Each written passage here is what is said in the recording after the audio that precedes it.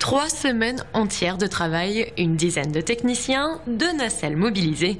La décoration du grand sapin de la place Kléber n'est pas une mince affaire. Chef d'orchestre de toute cette préparation, Antoinette Fimelin officie depuis maintenant 20 ans. Et malgré toutes ces années, la passion et l'enthousiasme de la Strasbourgeoise sont comme au premier jour.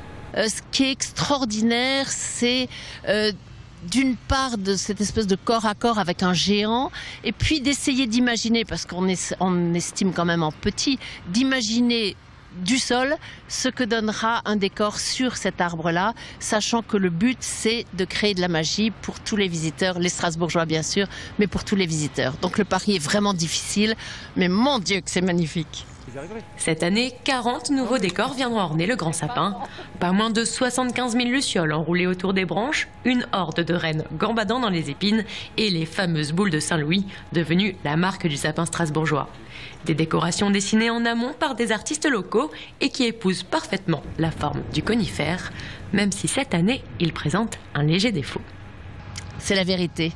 Il penche un peu, il penchait dans la forêt. On pensait pouvoir corriger complètement cette courbe puisqu'on a un fil à plomb et qu'on l'a mis bien droit sur la place Kléber. Et puis au moment où on a bétonné, que le béton était pris et que la grue est partie, il a repris sa courbe. Donc c'est un arbre naturel. J'espère que ça lui donnera un charme supplémentaire.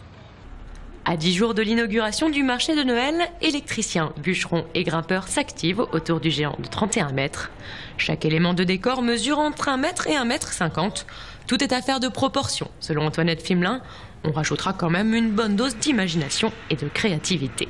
C'est toujours quand je suis dans un arbre, donc cette année pour celui-ci, que j'imagine ce que sera le décor suivant. Comme j'ai un thème chaque année, le thème d'un sapin découle toujours du sapin d'avant. C'est comme si c'était la suite et que je me disais « Oh, après cela, ce qu'on pourrait faire » et l'idée me vient comme cela. La décoratrice, récemment récompensée du Grand Bretzel d'Or pour son travail sur le sapin de Noël, veille à chaque détail.